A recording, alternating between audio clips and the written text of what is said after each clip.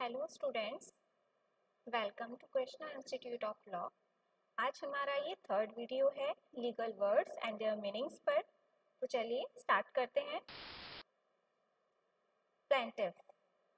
Plaintiff क्या होता है? A person who brings an action, एक ऐसा व्यक्ति जो कोई एक्शन लेकर के आता है। द पार्टी, उस पार्टी पर हु कंप्लेन्स और sue in a civil actions and is so named on the record. It means a person who seeks remedial relief for inquiry to rights it designated a complainant. Generally, जो plaintiff होता है वह व्यक्ति होता है जो कोई एक्शन लेकर के आता है किसी ऐसी पार्टी के अगेंस्ट जिससे कि वो कोई सिविल एक्शंस का इम्प्लीमेंटेशन उसे कोर्ट के थ्रू करवाना चाहता है। नेक्स्ट आपका कोरम। कोरम क्या होता है? is the minimum number of people needed to hold meeting or make decision during certain company meetings. Quorum एक गणपूर्ति होती है, हिंदी में अगर हम कहें तो गणपूर्ति होती है किसी भी मीटिंग को होल्ड करने के लिए। जब a groups of people, a number of people की नीड होती है जिससे कि वो जो मीटिंग कराई जा रही है वो ऑथराइज्ड हो, तो मिनिमम नंबर ऑफ रिक्वायर्ड जो होते हैं वही आपका क्या कहलाते हैं? कोरम। यानी कि अब मिनिमम नंबर ऑफ पीपल का जो ग्रुप बनता है उसको ही कोरम कहा जाता है। नेक्स्ट आपका रिसीवर। रिसीवर कौन होता है? One appointed to enable a judgment creditor to obtain payment of a debt. Receiver होता है जो कि अपॉइंट किया जाता है कोर्ट के थ्रू या किसी जजमेंट के थ्रू किसी पर्टिकुलर प्रॉपर्टी से रिलेटेड कि अगर मान लीजिए कोई डिस्प्यूट है कि कोई डिस्प्यूटेड प्रॉपर्टी है तो उस प्रॉपर्टी को कौन डील करेगा, तो उसके लिए एक पर्सन अपॉइंट कर दिया जाता है जो कि उस प्रॉपर्टी से रिलेटेड सारे मैटर को डील करता है, जो भी उसकी इनकम्स आती है उसको डील करता है, तो उस पर्सन को कहा जाता है receiver. Next ratification. What is ratification? Where a written document does not accurately express an agreement between parties as a result of some common mistakes, equity has the power to ratify that mistakes. Ratified होता है कि जब किसी एक written document को जो कि accurate नहीं होता है एक्सप्रेस किया जाता है एग्रीमेंट के थ्रू, जो पार्टीज के थ्रू, तो वहाँ पे जो कि कॉमन मिस्टेक्स होती हैं, इक्विटी होती है, उसको रेटिफाई किया जाता है कि ये चीज़ जो है ये सही है। जहाँ पे आपका डिस्प्यूट होता है डॉक्यूमेंट्स को लेकर कि इसमें जो मैटर्स है वो सही है या नहीं, तो जब उसको कोई रेटिफाई कर देता है, कह देता है कि यस ये सही है, तो वो आपको मिस्टेक्स को रेटिफाई कर दिया जाता है। नेक्स्ट आपका रेम्यूनरेशन। रेम्यूनरेशन क्या होता है? जैसे लाइक हिंदी में कहें तो पारिश्रमिक होता है। Generally in the form of wages, salaries included any benefit, facility और एडवांटेजेस। पारिश्रम होता है चाहे वो वेजेस के तौर पे हो, सैलरी के तौर पर हो या फिर कोई बेनिफिट्स हो, तो वो आपका रेम्यूनरेशन पारिश्रमिक कहा जाता है। डिडक्शन क्या होता है कि जब कोई पर्सन किसी को इलीगल रिलेशन बनाने के लिए, इंटरपोज करने के लिए क्या करता है, उसको प्रेशराइज नहीं करता है, बल्कि उसकी जो सहमति है वो किसी एक प्रलोभन दे करके, ठीक है, जब उसकी किसी प्रलोभन देने के बाद जब उसकी कंसेंट ले लेता है या उसे ये विश्वास दिला करके कि जो इंटरपोज किया जा रहा है वो लीगल है, इस तरह से जब उसको बहका करके कोई रिलेशन बनाया जाता है सेक्सुअल, तो उसको सिर्शन बोला जाता है। Next separation. सेपरेशन का मीन्स होता है division of function of the government, legislative, executive and judiciary. Separation यानी कि लेजिस्लेटिव जो हमारी विधायिका है, कार्यपालिका है और न्यायपालिका है, जब उसमें उनको सबको अलग कर दिया जाता है तो उसे कहा जाता है डिवीजन। जैसे कि आपको पता ही होगा कि जो लेजिस्लेटिव, एग्जीक्यूटिव, जुडिशरी है वो अपने अपने एरिया में एक्ट करने के लिए फ्री होती हैं।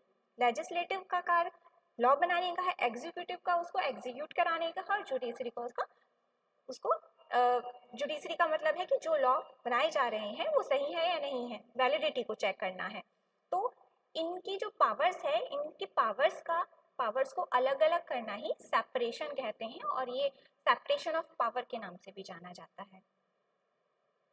Next settled. Settled with reference to a dispute, it means adjourned or ended. Settle का मतलब होता है नॉर्मल सी कि जब भी कोई डिस्प्यूट होता है वो फाइनली एडजस्ट हो जाता है, जो भी उसमें जजमेंट देने वाला होता है वो दे दिया जाता है और वो समाप्त हो जाता है, तो वो आपका सेटल कहलाता है। Next sovereign. सॉवरेन क्या होता है? Supreme ruler of the state. जो स्टेट है, जो राज्य है, उसका जो सुप्रीम रूलर होता है, शासक होता है, उसे ही सॉवरेन कहते हैं। सॉवरेन को हिंदी में संप्रभु भी कहा जाता है। सब्रोगेशन। Subrogation में substitution refers an insurer's right to enforce a remedy which assurers would have enforced against a third party। देखिए, सब्रोगेशन अगर इंश्योरेंस की अगर हम बात करें, जैसे कि इसमें स्लाइड्स में आपको शो भी किया जा रहा है कि इंश्योरेंस में क्या होता है कि जब भी आप किसी कंपनी से कोई इंश्योरेंस कराते हैं, मान लीजिए आपने कार का इंश्योरेंस करा लिया है, तो वहाँ पर क्या है कि मान लीजिए कि अगर आपकी कार का एक्सीडेंट हो जाता है तो वहाँ पर जो आपकी कार है, ठीक है, वो कार इंश्योरेंस वाले या तो इंश्योरेंस वाले रख लेंगे और आपको जो पेमेंट होगा टोटल आपका जितना भी आपका सम होगा जो आपने इंश्योरेंस जितने का कराया है वो आपको रिटर्न कर देंगे। तो वहाँ पे क्या है कि वो आपका जो कार है उसको अपने पास रख लेंगे, आपको डबल बेनिफिट देंगे। तो यहाँ पे सब्स्टिट्यूशन हो गया है, ठीक है, separation. Next substantive law. Substantive law क्या होता है? That parts of the law concern with the determination of right, liabilities and duties। Substantive law और एक आपका होता है प्रोसीजर लॉ। सब्सटेंटिव लॉ वो लॉ होता है जो आपके राइट्स और लाइबिलिटीज डेटरमिनेट करता है, जिसमें आपके राइट्स और लाइबिलिटीज बताई जाती हैं और उन राइट्स और लाइबिलिटीज को आप कैसे इन्फोर्स कराएंगे उसका जो प्रोसीजर बताता है वो आपका प्रोसीजर लॉ कहलाता है। Summing up, judgment summary in a case made following closing the speech. जब जजेस कोई केस के थ्रू कोई समरी जजमेंट की समरी दी जाती है तो जब जो क्लोजिंग स्पीच होती है जजेस की वो आपकी कहलाती है समिंग अप। नेक्स्ट आपका टेन्योर। टेन्योर क्या होता है? A legal right to live in a place, hold a job, use land for a certain time. Tenure एक लीगल टाइम होता है, एक लीगल राइट होता है कहीं किसी प्लेस पर रहने का, या फिर उस टेन्योर को कहते हैं, उस कालक्रम, हिंदी में अगर कहें हम कालक्रम को कहते हैं, जिसमें कि आप किसी प्लेस पे रह रहे हो जिस कालक्रम में, या फिर जिस कालक्रम तक आपने कोई जॉब होल्ड की हुई है या कोई लैंड यूज कर रहे हो, तो उस कालक्रम को आपको क्या कहते हैं? सर्टेन टाइम जो होता है उसको ही टेन्योर कहा जाता है। टॉर्ट। टॉर्ट क्या होता है? A civil wrong independent of the contract. Tort एक सिविल रॉन्ग होता है जो कि आपका इंडिविजुअली आपका इंडिविजुअल टू इंडिविजुअल के अगेंस्ट होता है, ठीक है। नेक्स्ट आपका ट्रायल। ट्रायल क्या होता है? The formal investigation and determination of matters in issue between parties before a court. Trial आपका होता है एक फॉर्मल इन्वेस्टिगेशन होता है जिसमें डिटर्मिनेशन किया जाता है मैटर्स का, इश्यूज जो होते हैं between parties before a court, कि जो भी मैटर आपके इश्यूज हैं, जो भी मतलब आपका केस है उसमें जो भी इश्यूज हैं उनका डिटर्मिनेशन करने के लिए जो जो इन्वेस्टिगेशन की जाती है between the parties before a court, तो वो आपका क्या कहलाता है? कोर्ट। Next trial. नेक्स्ट आपका unliquidated damages. Unliquidated damages which are not previously agreed upon but are fixed by a court of law.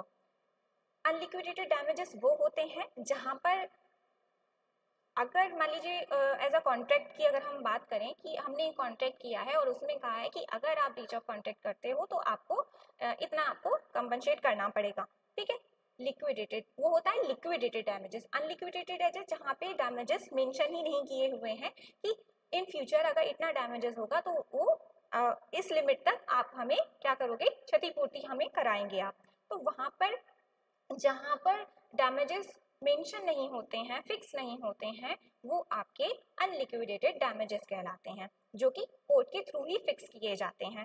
Previously agreement हो या पार्टीज के थ्रू कोई भी वो पहले से ऑलरेडी फिक्स नहीं होते हैं। Wages any sum payable to the worker by employer in connection with his employment. Wages क्या होते हैं? सम होता है payable to the workers by his employers, employers के थ्रू पे किया हुआ। सम होता है कनेक्शन विद हिज एम्प्लॉयमेंट जो कि एम्प्लॉयमेंट के दौरान उनको दिया जाता है। White paper, a report of paper publish by the government for parliamentary consideration. जो पार्लियामेंट्री कंसिडरेशन के लिए एक रिपोर्ट पब्लिश की जाती है गवर्नमेंट की, उसको व्हाइट पेपर बोलते हैं।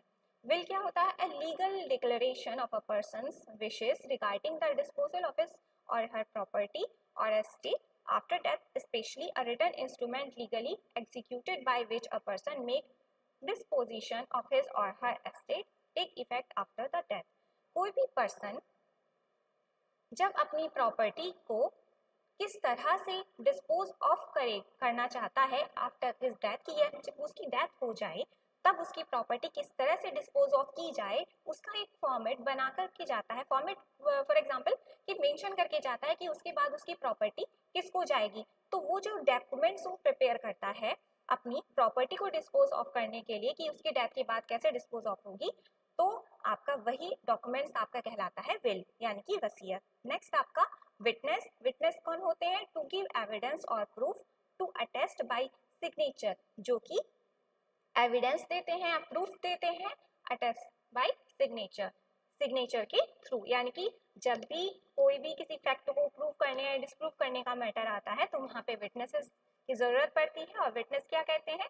अपनी एक्ट के थ्रू या अपनी गवाही के थ्रू उस फैक्ट को होने या ना होने के बारे में क्या करते हैं? अपनी कंसेंट देते हैं. तो वो आपका कहलाता है, ऐसा जो पर्सन होता है वो आपका कहलाता है विटनेस.